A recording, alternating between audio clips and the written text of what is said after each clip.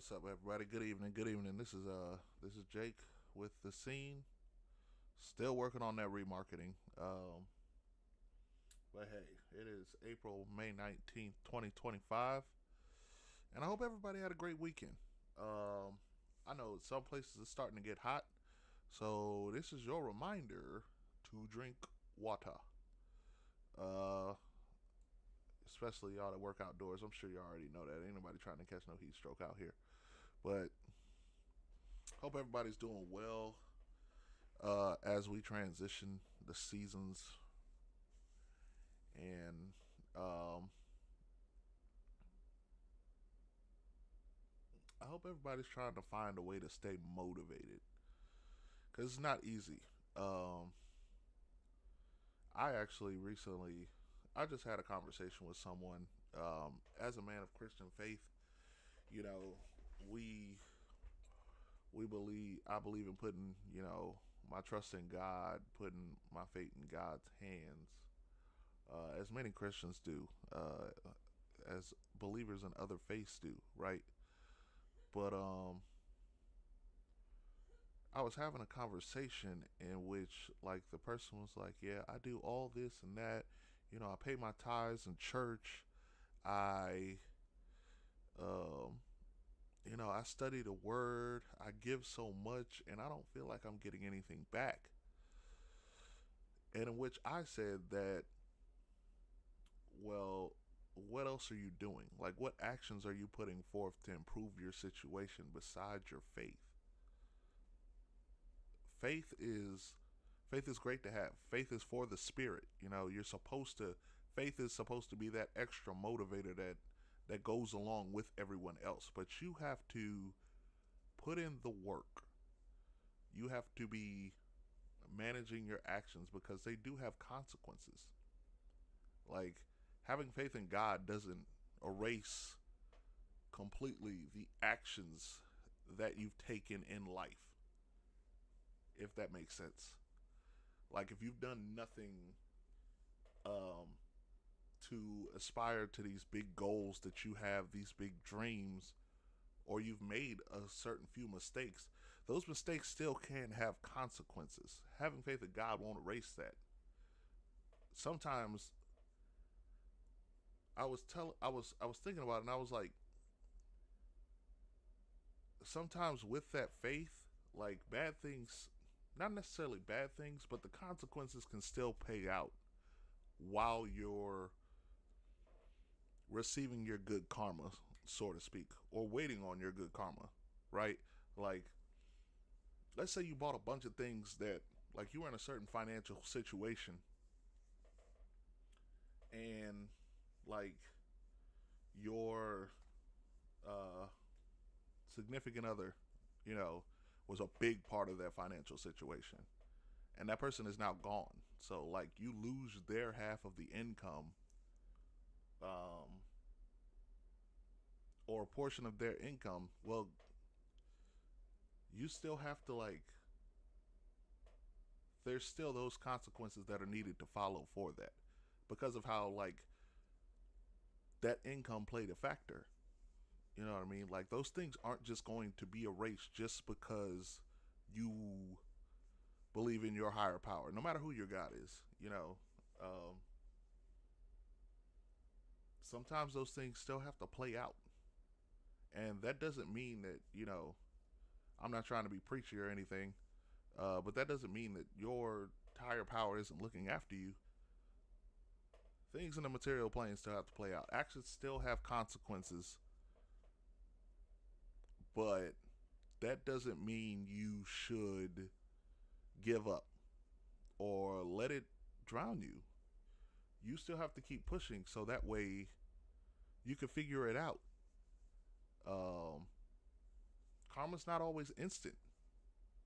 Those that are successful in life, those that are honestly successful in life, well, they've taken those steps to get that way. Even the ones that have been dishonestly successful in life have taken those steps to get there. Actions will always have consequences. Faith without works is dead. You have to literally, physically put in the work to get that which you want to obtain, you want to keep, and that's not going to change. At least that's my perspective on it. I'm not a life coach. Don't ever take my word as law. As far as I'm still trying to figure it out. Um,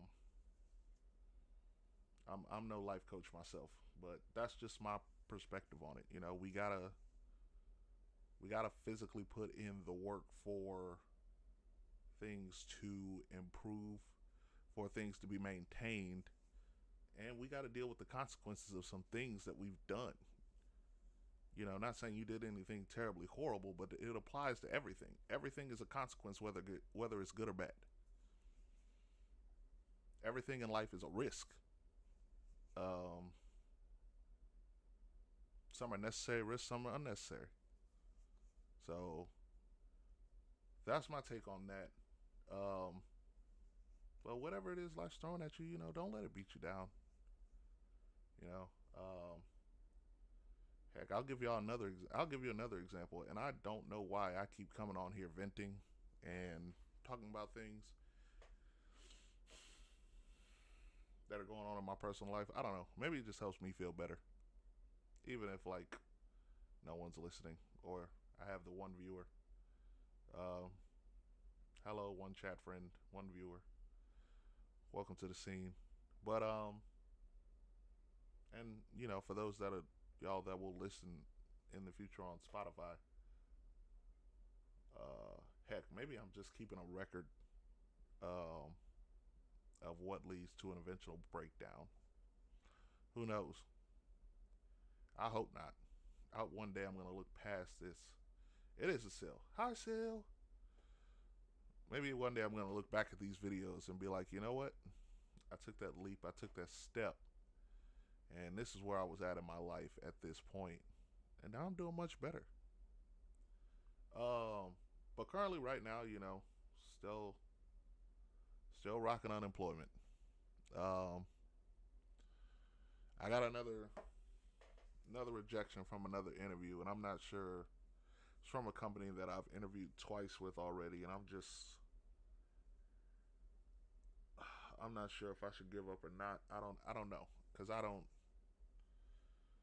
at this point I don't know what they're looking for in me. They've been for two different positions, but I don't know what they've been looking for.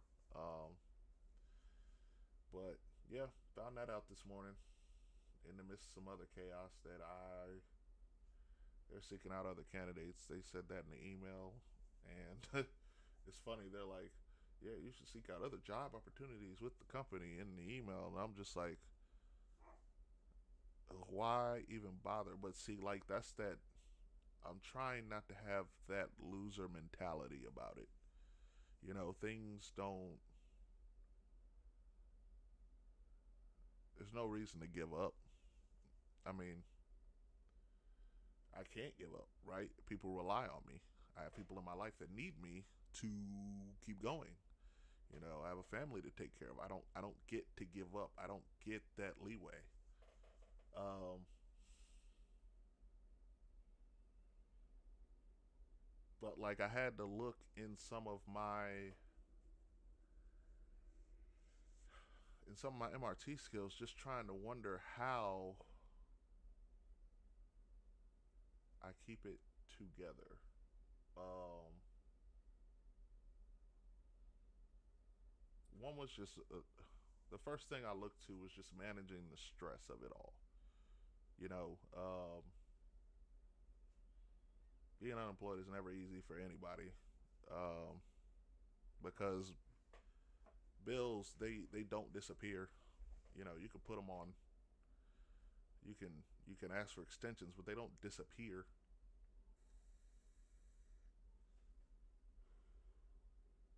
Life doesn't disappear. World doesn't stop because you're in a bad mood. Um,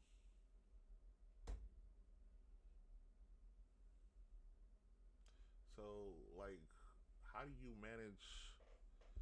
How how do I manage the stress level of it all? Without finding the answer in a bottle. Um, how do I how do I figure it out? and that's kind of what I went looking for today. Um, because I still have things to perform for. I mean, I like doing the podcasting. And there's so much like back work that needs to be done with it. Uh, that can give me some skills to do some freelance work if I really put in the effort for it. But I've had such a hard time managing the stress of my current situation to where like it's impacted this.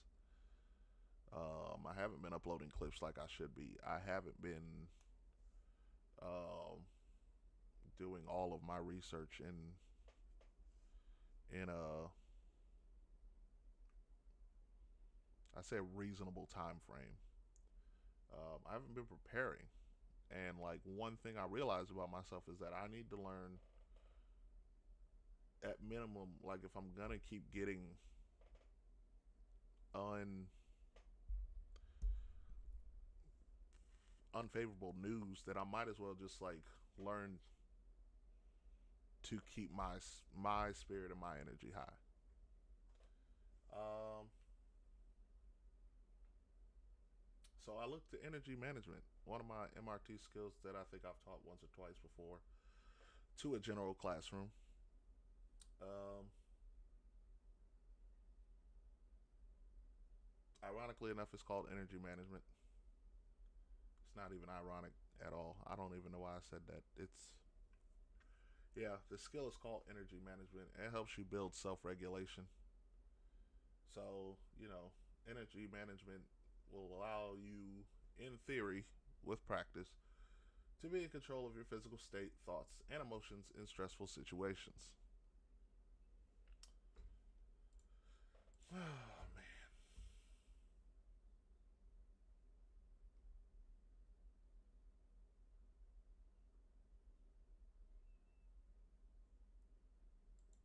Um,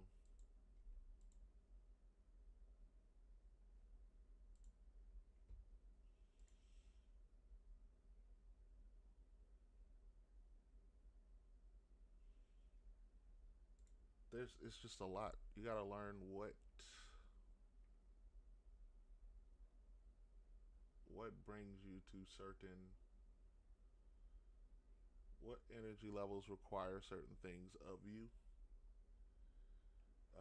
such as being unemployed.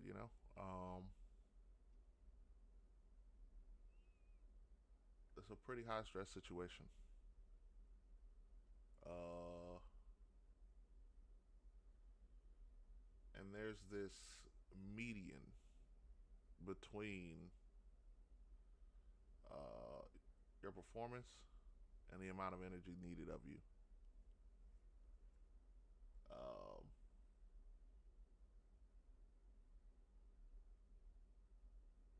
so, like, what do I do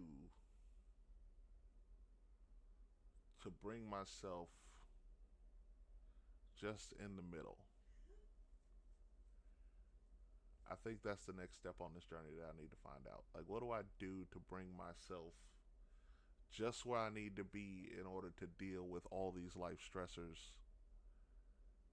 that keep coming my way? Because one of them is a constant. I can't do anything about it other than to keep applying places, keep applying myself, keep trying to get better.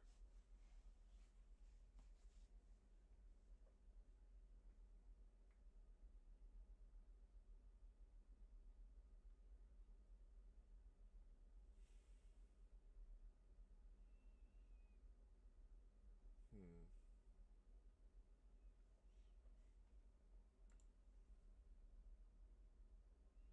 So there's this median, called the eyes off. Um,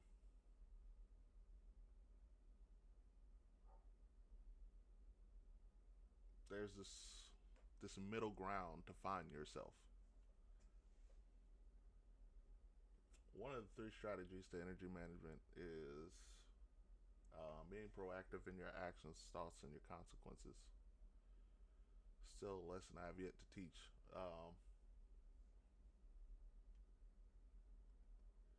effective interpretation of physical reactions, and deliberate breathing. Yeah, a lot of breathing does tend to be necessary when um, dealing with those stressful moments.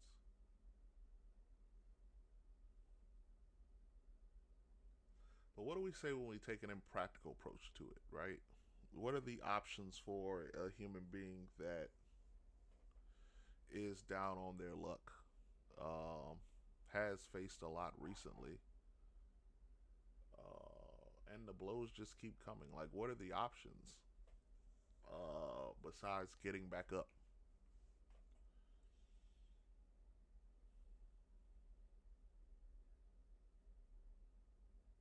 Maybe it's just a sign that some things need to change.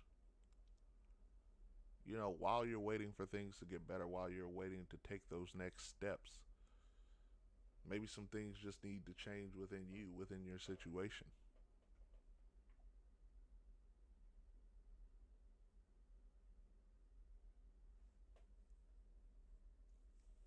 Probably got to find something to boost yourself. You know, um, some way to adapt and overcome. Maybe.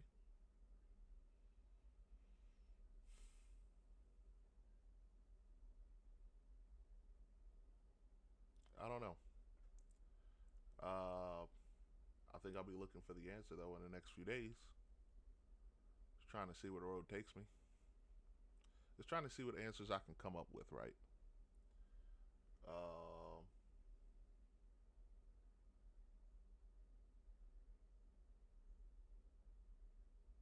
yeah, I don't have all the answers. Staying inspired, especially for like someone who considers themselves. Yeah, that's what I'm thinking. Uh, Still, is that some type of change to be a catalyst?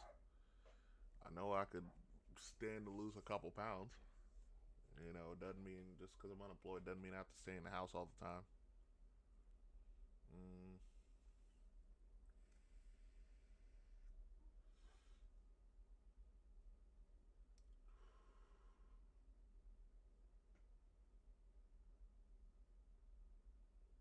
could go to the gym, could do some healthier things.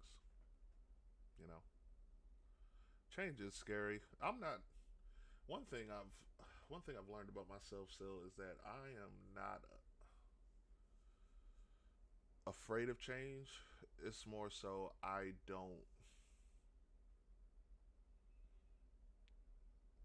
I'm asking what change is required of me. It it. I'm not afraid of change, but change. I am a grade 10 procrastinator. That's what it is. Like, I'll take the leap eventually. Uh, because for some reason, I've always lived by the "it's better late than never" motto in my life, which is not a good way to live for anybody listening. But no, change can be scary to a lot of people. Change doesn't scare me. I just procrastinate like hell, and I don't know why. There's an imbalance there. Because whenever I finally take the leap, yeah, exactly. Like after I finally take the leap, usually I'm good. It's just getting to the steps. It's the steps before the change that I have the problem with.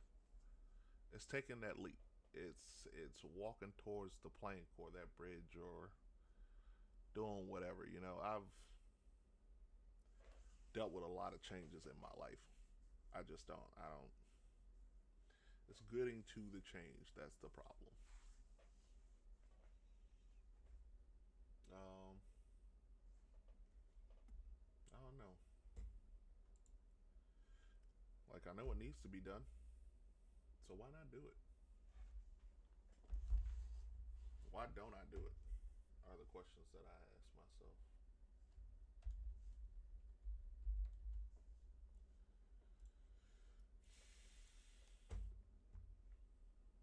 why don't you do it? When you see, like, if you've ever seen yourself needing to make a change, but you don't take the change yet, why don't you do it? Still,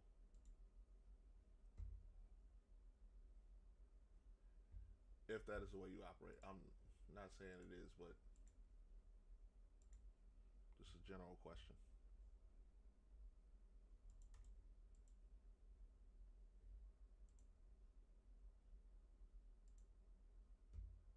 Or why don't any of you do it? Not just Sil, but if change is needed in your life and you know that you need change, why complacency and fear? Okay, yeah, complacency is a big one. Complacency can be,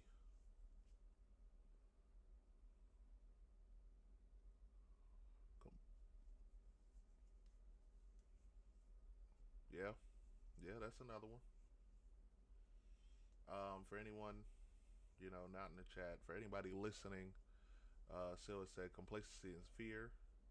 Uh, Being comfortable with accepting things the way they are because change is work. Change is a lot of work. Change is a lot of work. Um, and you know what? That that work part probably has a lot to do with it, right? Because what does it interrupt when you're trying to change? It interrupts. It might interrupt the routine that you have. Um, it might interrupt just your flow of life, right? You're not going to do this anymore. You're going to do that. Um,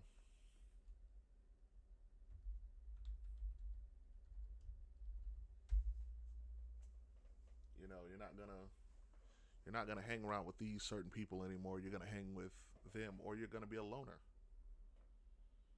trying to figure it out.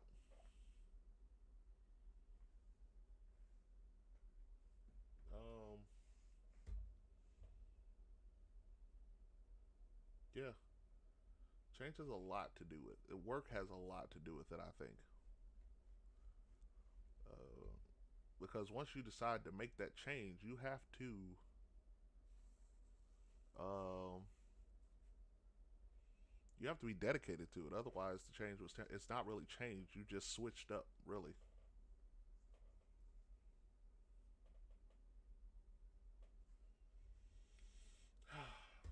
But I'm gonna take a quick commercial break,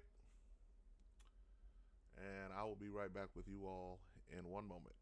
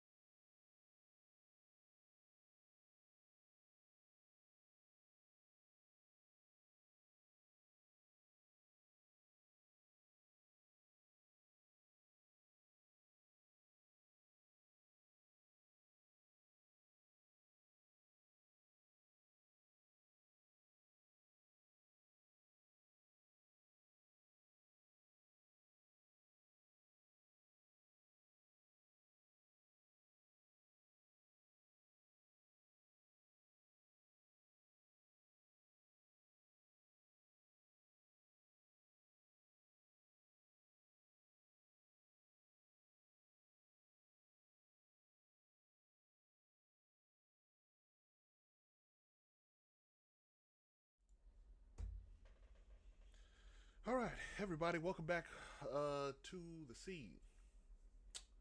I'm off my soapbox uh, about energy management. Um, I got about 25 minutes left. 25 minutes left. Make the show short today. Not really short. It's about to run its usual time, but lately, things have been. I've had the show on a little longer than expected because I've been excited due to the NFL sports schedule coming out. And I'm just hoping this long summer just passes so I can get to football season. Um, but apparently there's some online drama going on between sports analyst Ryan Clark from ESPN and Robert Griffin III, former Washington Redskins quarterback, who also went on to become an analyst. And from what I can diverge,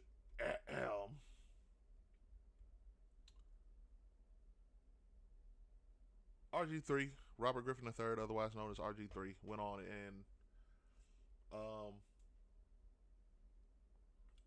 put a take out based on the Angel Reese and Caitlin Clark rivalry, which is a sports rivalry. It happens all the time. It is nothing new. Sometimes two players just don't get along, whether it be media spun or media created, society created. Personally, I think the beef with Angel Reese and Caitlin Clark,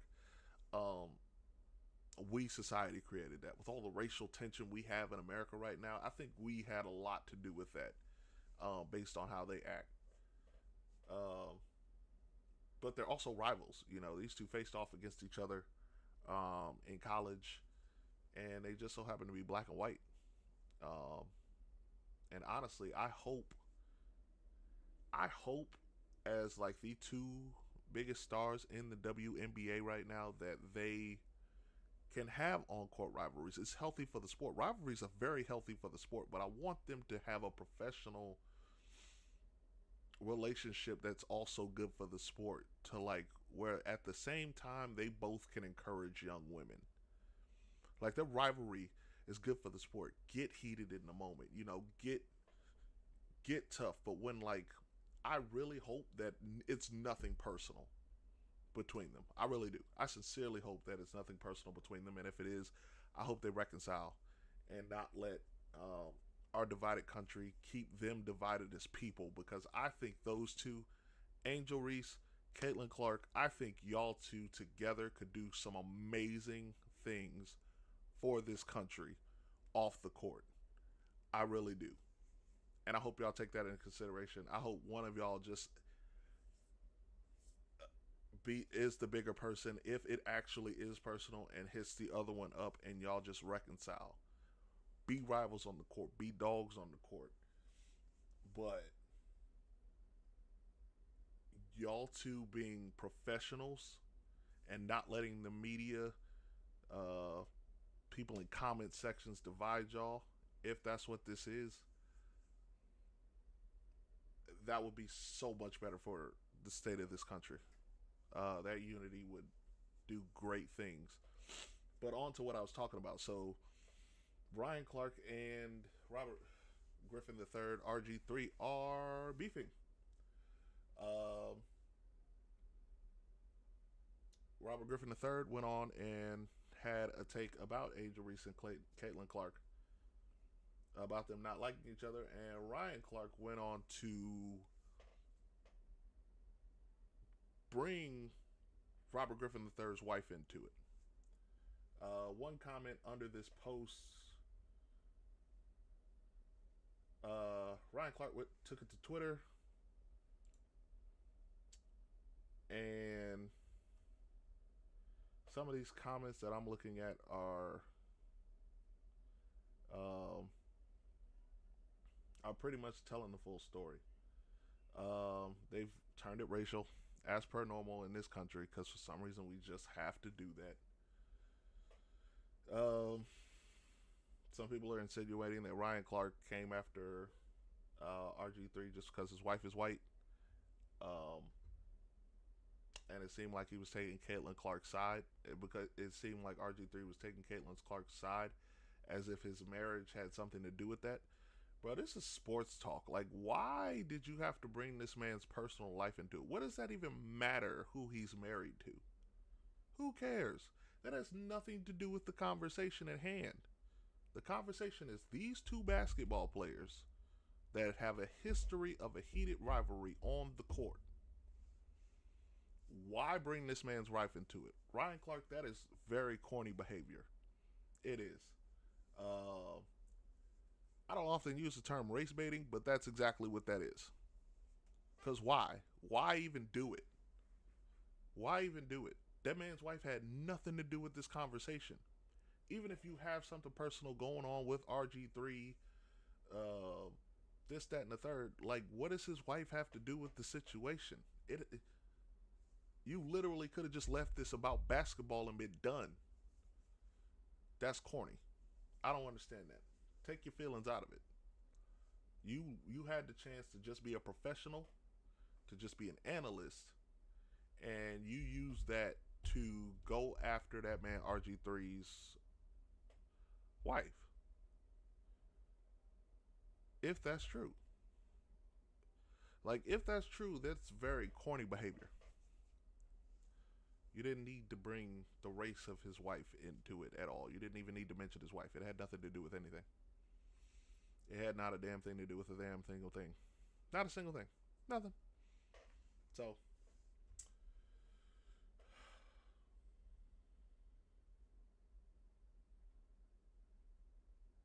I don't know. I don't know. I don't. And maybe some people are taking that out of context. But literally, you could have just left it about sports. Don't bring people's families into debate topics. It it does nothing except now we got this big mess with two successful black men going at each other online, and we can never get along as a people. Why? Why can two successful black men not exist in the same arena space? They can. There's plenty that do, but it keeps saddening me when I see it happen. Because now we got to publicly embarrass each other. It drives me nuts. It really does. What else we got?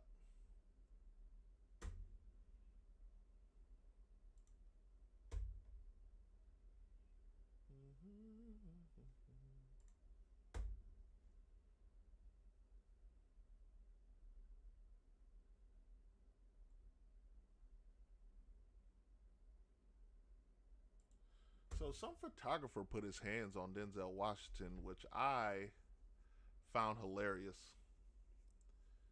Not that he put his hands on Denzel Washington, but how Denzel handled it. Right? He didn't let himself get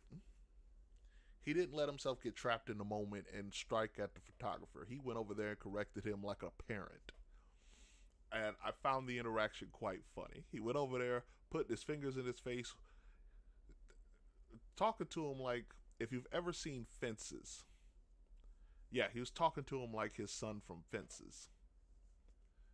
And I found it completely hilarious. No one can say Denzel crashed out or acted out of pocket or anything like that. He made it known to that man, don't put your hands on me. And then this stupid photographer, as Denzel's walking away, is gonna grab his elbow again. And Denzel has to like jerk his elbow away. And I'm like, why?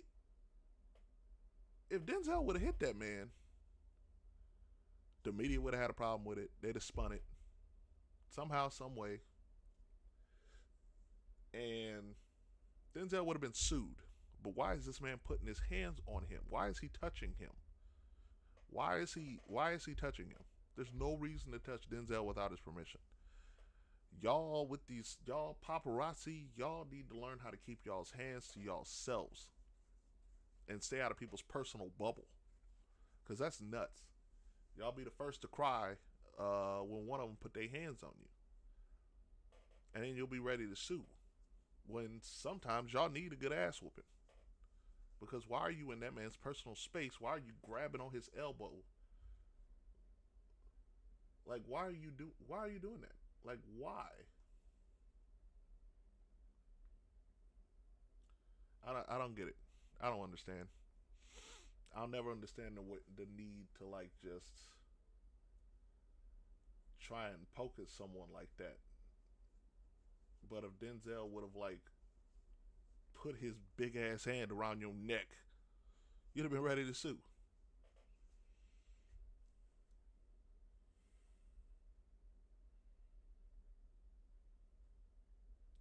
Some people deserve a good ass whooping,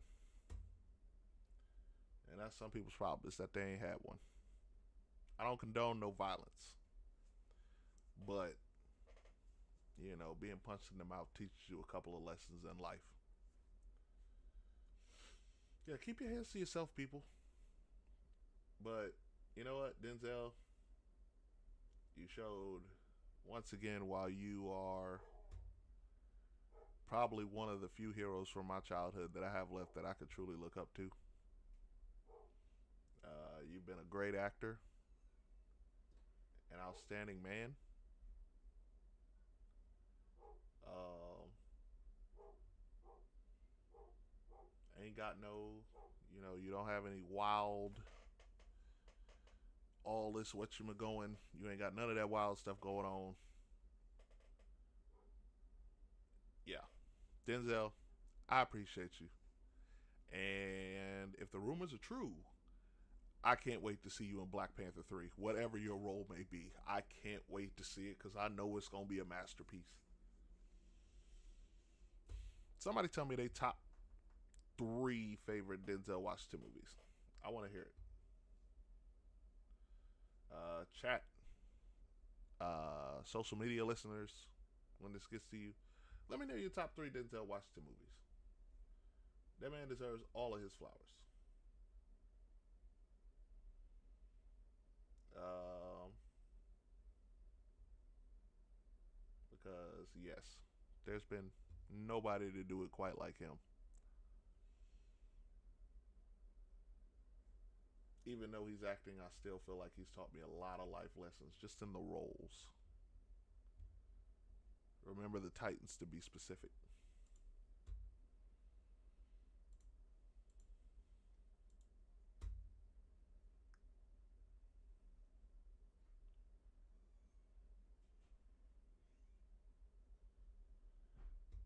Yeah, that's really all I got tonight.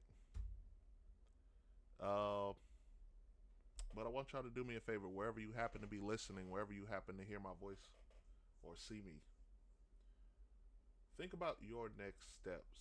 Think about how you approach change.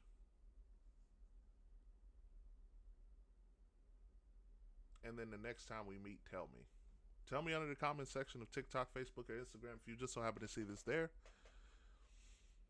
If you're on Spotify, find me on TikTok, Facebook, or Instagram. Uh,